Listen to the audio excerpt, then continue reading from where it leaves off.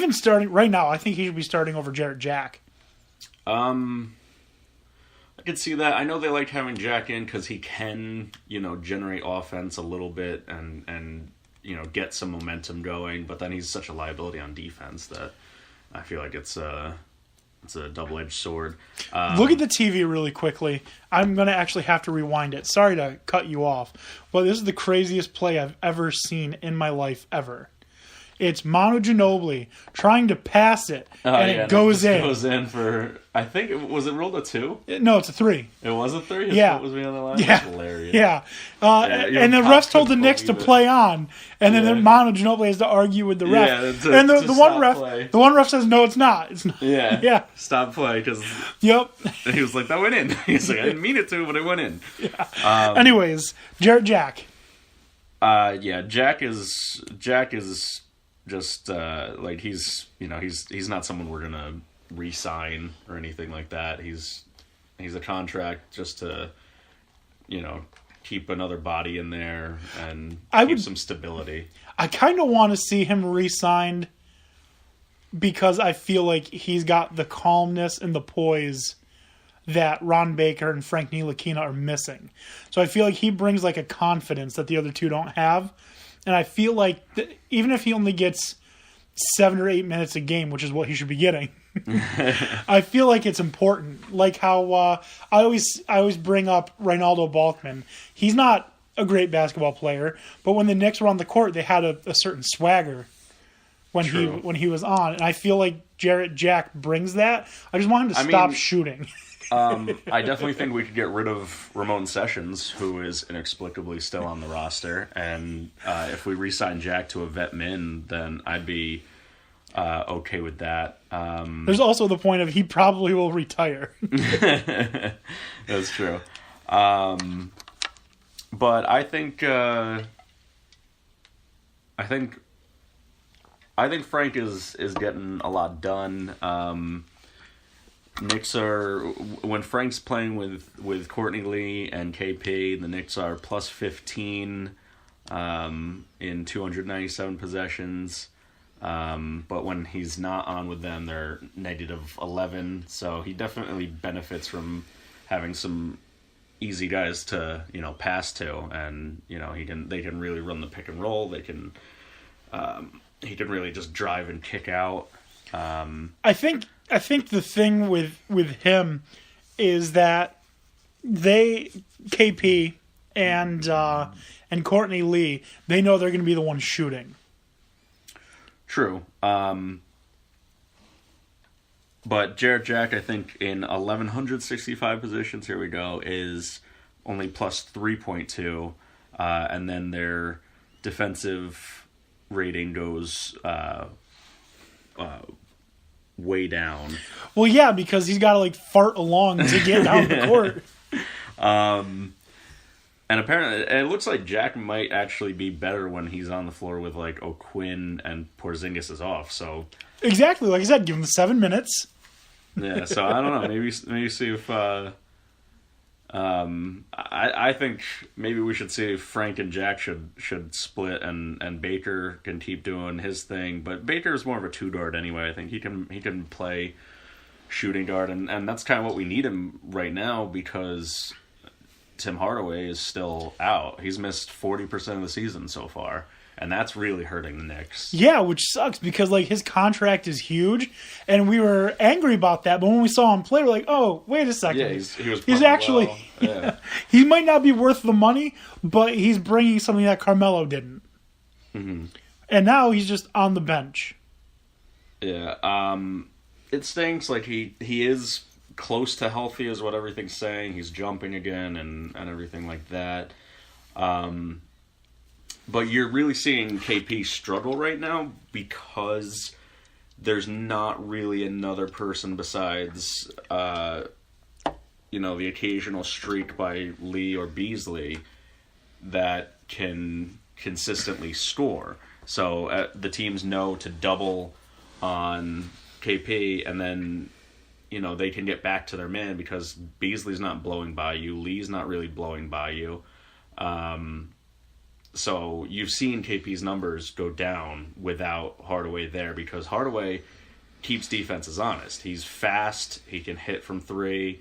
So they need to keep someone on him, and he's always a threat. So if you double, someone's going to be open for a three, or he's going to be, cutting to the basket and looking for that pass. One thing that kind of baffles me about Tim Hardaway is watching him. He looks like he's trying to get rid of the ball. Like he doesn't want to shoot. Like he looks like he's a team player. Like you know what I mean? He understands the concept of pass the ball until someone's open, kind of thing. So I miss that about him. I miss, not having to have Lance Thomas on the court so much.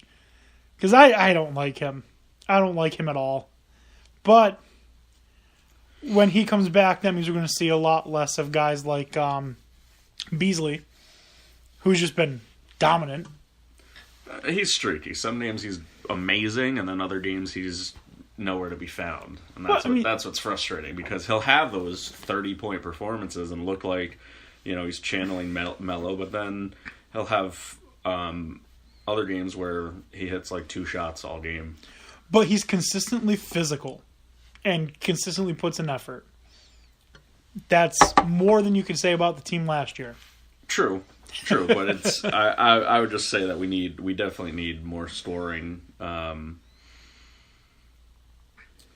But I still see a lot of good things in this team. I think people are going to get frustrated when they are losing a decent amount on the road this month, but they've not been good on the road all season. They got a rare road win.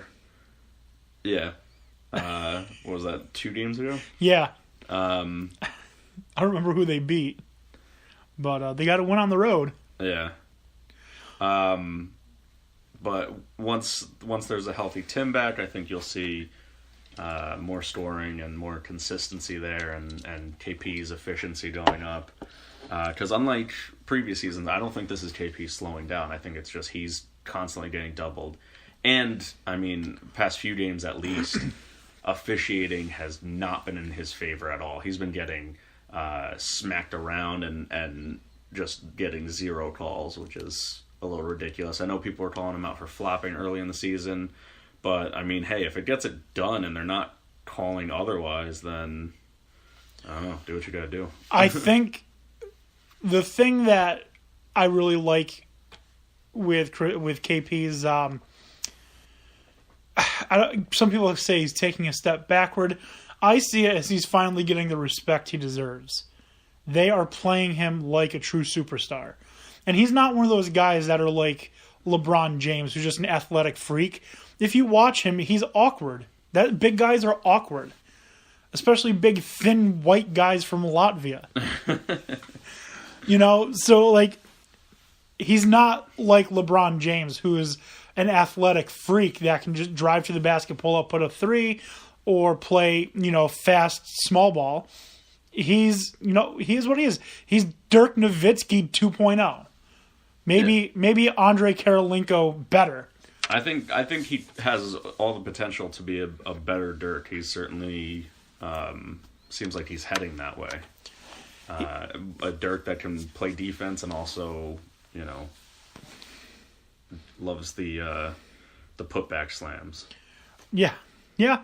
The only other person that I can think of that's big and lanky is Kevin Durant, that plays similar to him, but he's never going to be Durant, Right. I don't think anyone's expecting that. Their games are very different. Durant's much more of a finesse, much more of an all around scorer. KP's a great scorer, but he's that extra. I think that extra 4 inches always means he's gonna play a little more down low. Whereas you could see you could put Durant at the shooting guard if you wanted. You could put him at point guard. You could. I feel like Durant has so much knowledge of the game that he could run the floor. He could play center, and he's big enough. He does run the ball up sometimes and then pass it off. I don't think he'd be the best point guard. Like, I don't think he's got near LeBron's level of passing ability, but he's not a bad passer, certainly. Right. So, like, I'm not trying to say that LeBron or that KP is anything close to LeBron or Kevin Durant. What I'm saying by making this quote unquote comparison is that he's never going to be them. So for people to expect him, to be able to do everything on the court is asinine. But for the position that he's in and the way that he, his size, his body type, his body shape, he is going to be phenomenal. The last thing I want to talk about with the Knicks before we move on is why the hell is Joakim Noah still on this team? Because he's impossible to sell, man. At this point, like, I'd be fine just cutting him. Just cut him. Well, I mean, you're still going to have to pay him. Doesn't matter. Doesn't matter. Cut him, some other team picks him up, the Knicks pay part of it, the other team pays the rest. Yeah, because he's going to get picked up when he gets cut. So they'll have less on his contract that they'll have to pay. But just cut him. Well, he's not doing you any better on the bench. Just eat that one roster spot because you can't afford to pay anybody else. Cut him and just carry on your way. Well, what's the difference between just having him in the roster spot as a veteran presence to maybe help Hernan Gomez pick up some defense? Because I feel like having him on the team is just a big distraction. I don't think he's much of it. It's not like it's nowhere near levels of like Melo or anything. He's just a contractual black hole that we have to deal with, and it's why the Knicks I don't think are gonna be. Let's see, he's on the books until what 2021? I thought it was 2020. It might be 2021 if I remember correctly. He's on the books for a long time. We might be able to get rid of him in 2020 for something reasonable. I don't think we can get rid of him this season or next, or maybe what I mean is like after next season's over. I think we can get rid of him with minimal damage. I mean, at this point, I kind of want to go to the Rockets and say we'll give you Joakim Noah for Anderson. I don't think they'd take that. I wouldn't. But it's why the Knicks I don't think can make a huge splash in free agency yet. They might pick up a couple of pieces. They might pick up one good player. I don't think they're not going to be doing all that much. They still need to build through the draft, even if it's not as high of a draft position as we were originally thinking. But they're closer than what we were thinking in the beginning of the year. They're closer to being the team we want to see than we thought they were. Much more fun to watch. They're definitely, playing pretty well together, showing some of that cohesiveness. But they're still in desperate need of more talent and probably more youth. I don't think they need to make a big splash, signing, getting someone, to shore up your depth. I think would be perfectly. Yeah, I want them to target good. Those up and coming guys. Try and maybe pay a little bit more than you should for guys that you see a lot of potential in. Not Tim Hardaway's level, but that is the idea. They paid Tim way too much. They paid him 72 when they could have got him for 48. Yeah. And I wouldn't have minded seeing him taken for like 55. 50. Yeah. And that's what they should do. Pay a little bit more because you lock in a guy for 4 years, and either you did pay a little bit too much, but with the increasing cap, it doesn't hurt you, or the guy turns out to live up to what you thought his potential was, and you have this great player on a reasonable contract for at least a few years, and he's put in some roots in New York as he's become a superstar, and then you have your new core. Right. I think getting a guy like at the level of Michael Beasley would probably be sufficient we don't younger. yeah, we don't need a Damian Lillard or a Greek Freak to make this team fun, competitive.